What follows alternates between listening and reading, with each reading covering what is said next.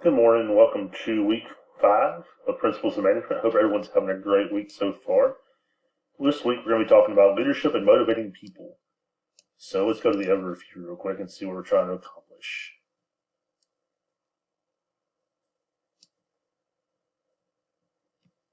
So we're going to look at how a good vision helps become a better leader, discuss the similarities and differences between leading and managing, identify sources of power in an organization, know the traditional approaches to understanding leadership, understand the importance of contemporary perspectives for leadership, identify types of opportunity to be a leader in the organization, and we look at kind of ways of rewarding good performance effectively.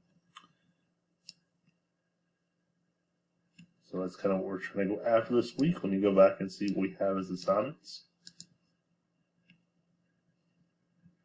It looks like we have a discussion board post and an assignment. So that's kind of what we have going on this week. If you guys have any questions about anything, please let me know. I'm going to go in there and add in a couple of different links to YouTube videos to help out explaining things a little bit better. If you have any questions or anything, let me know. Thanks. Have a great day.